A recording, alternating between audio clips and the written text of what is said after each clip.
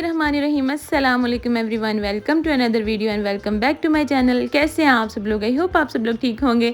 अल्हम्दुलिल्लाह हम भी बिल्कुल ठीक हैं और ईद की तैयारियों में मसरूफ़ हैं। तो आप सबको मेरी तरफ से पहले तो हज बहुत बहुत मुबारक हो और अल्लाह ताला हम सब के नसीब में लिखे ये दिन और हम सब की जो जो जो हमने दुआएं की हैं अपनी बारगाह आलिया में कबूल व मंजूर फरमाए।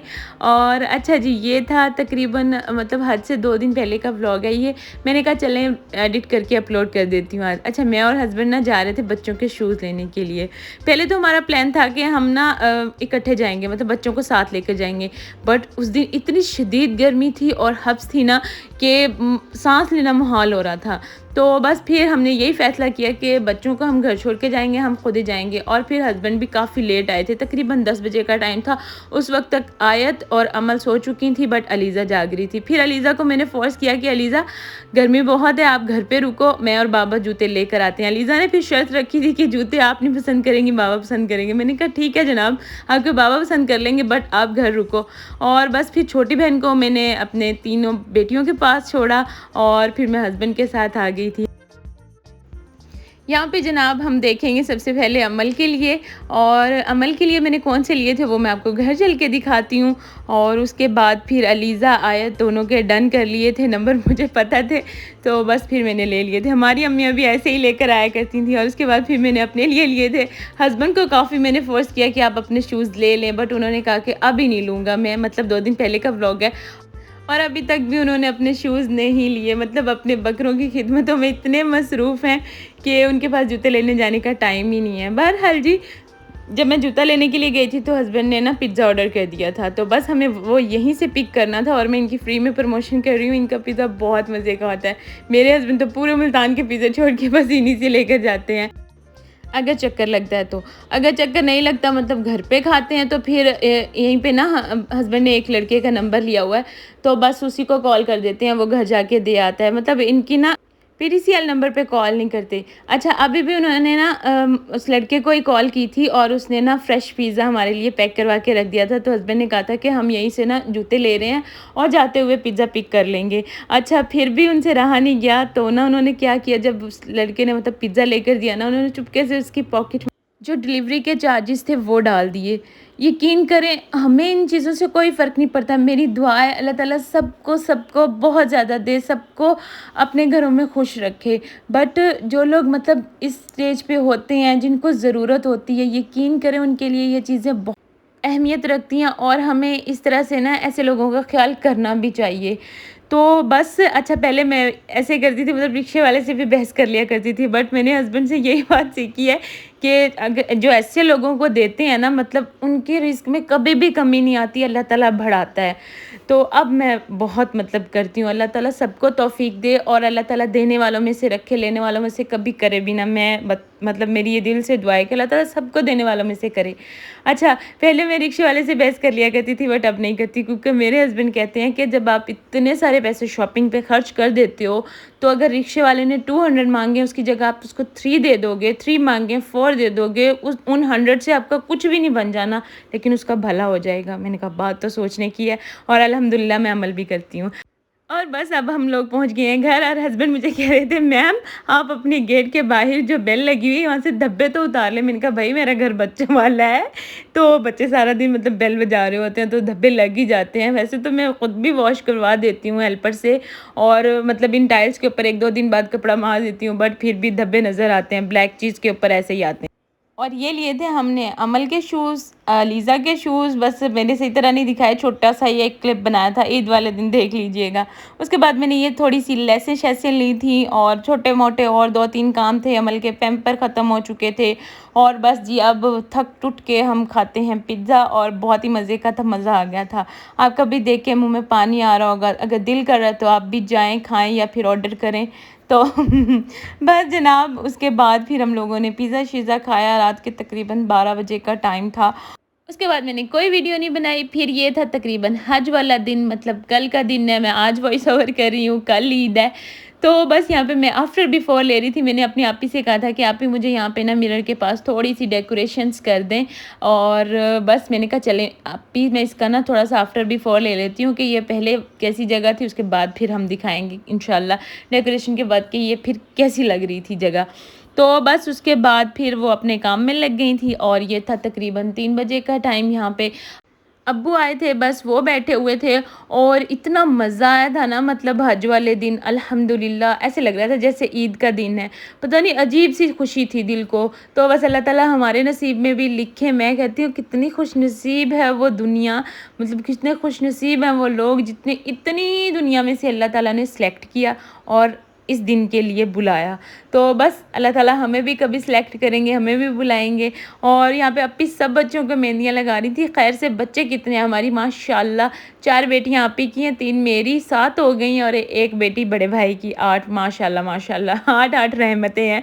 तो बस सब बच्चियों को अपी ने मेहंदी लगानी थी, और अब मुबर्रा को लग रही है। तो बस उसको मुबर्रा को लगाने के बाद ना, मतलब इनका ना झंझट ही डला हुआ था। वो कह रही थी मुझे लगाए, मैं आप ही कहती सबको लग जाएंगी, सब्र कर लो सब्र कर लो, सबको लग जाएगी। बट बच्चों के अंदर कहाँ सब्र होता है।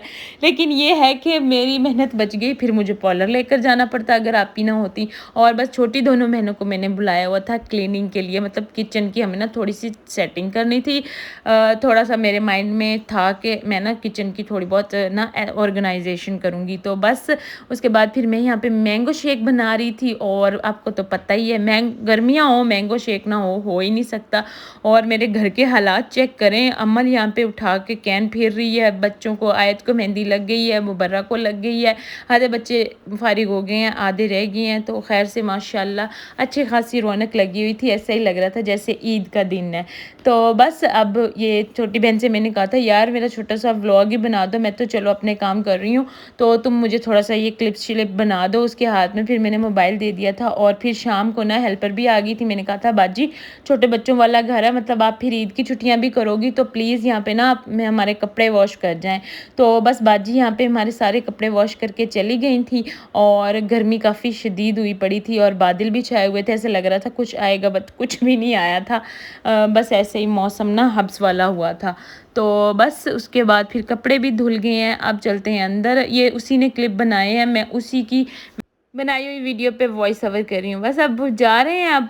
और उसके बाद फिर हस्बैंड आ गए थे, वो फ़ोन लेकर बैठे हुए हैं। ये देखें जनाब, जिसके हाथ में फ़ोन है उसी को सुकून है, अदरवाइज़ तो जीना हराम हो जाता है। अच्छा मैंने बच्चों से कहा था कि भाई आज हज का दिन है, मेरे टीवी में जस्ट लाइव मीना लगेगा, मैंने आज कार्टून कोई नहीं लगाने देने हैं। तो बस फिर इन्होंने कहा कि आज तो हमारी दाल नहीं गलने वाली। खैर मैंने इनको पूरा दिन टीवी पे कार्टून नहीं लगाने दिए, और अब ये लोग अलग अलग मोबाइल लेकर बैठे हुए हैं। और अब बुरहान अपनी मम्मा को तंग करने लग गया था कि मम्मा मुझे ले लें। और इसके बाद ये देखें जनाब, हमारा किचन हो गया है डन। हमने बनाया मसाला रेसिपी स्टेशन ईद स्पेशल। तो बस फ़िलहाल कुछ इस तरह से लुक है। फाइनल लुक आपको भी थोड़ी देर में दिखाती हूँ। ये छोटी बहन ने एक क्लिप बनाया था, लाइट्स उसने ऑन की थी ना, तो उसने एक छोटा सा क्लिप बना लिया था। अच्छा हज का दिन था ना, मैंने कोई व्लॉग शूट नहीं किया। खैर मैंने छोटी बहन से कहा था कि अगर तुम हो सकता है थोड़े बहुत क्लिप वगैरह बना लो, जितने हो सके थे उसने बना दिए थे मुझे क्लिप। तो मैंने सोचा चलो एडिट करके ना अपलोड कर देती हूँ। यार किस किस की एडिटिंग से जान जाती है, मेरी तो बड़ी जाती है, मतलब वॉइस ओवर से जाती है, एडिटिंग से जान नहीं जाती, बहुत मुश्किल लगता है। और यहाँ पे ना हमने किचन के अंदर कुछ चीज़ों का एडिशन किया था, कुछ चीज़ों के अंदर मतलब चेंजिंग्स की थी। तो बस कुछ ये इसकी लुक है। नीचे वाला पोर्शन हमने बच्चों के लिए बनाया था कि बच्चों की प्लेट्स वगैरह जो चीज़ें बच्चों की पहुंच में हों। तो इस स्टैंड की मैंने पहले करवाई कटिंग, तो उसको हाफ वाला जो उसका पार्ट था वो मैंने ऊपर लगा दिया, बाकी नीचे लगा दिया। वैसे मैंने हस्बैंड से बोला हुआ है कि आप मुझे यहाँ पे स्टैंड बनवा के देंगे, बट अभी मतलब फ़िलहाल मैंने काम चलाना था, तो फिर कुछ इस तरह से मैंने काम चलाया। असल में ये वाला जो स्टैंड था ना, वो मेरे दरवाजे के बैक पे लगा हुआ था, जो कि छोटी बहन कहती थी मुझे ये तुम्हारा बहुत गंदा लगता है यार, इसको यहाँ से उतार दो। तो खैर मैंने उसकी बात को अहमियत दी और मैंने वो वहाँ से उतार दिया, और उसने मुझे पूरा किचन फिर इस तरह से ऑर्गेनाइज़ करके दिया। पीछे मेरी वॉल को आपने इग्नोर करना है, अभी हमारे किचन की और मेरे बेडरूम की शीट्स रहती हैं, वो भी इंशाल्लाह लग जाएंगी।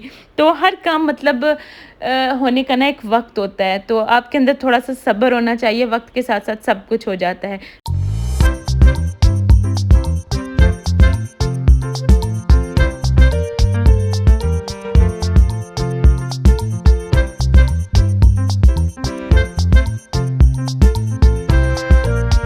और ये था तकरीबन 8 बजे का टाइम। तो बस छोटी दोनों बहनें बेचारियाँ तकरीबन पूरा किचन डन करके फिर गई थी और मैं अम्मी के घर जाके कुकिंग करके आई थी। शाम की आलू अंडे बना के आई थी और ये अम्मी ने मुझे दोपहर को छील के दिया था, वो आज इंशाल्लाह पीस के इसको मैं फ्रीज़ करूँगी।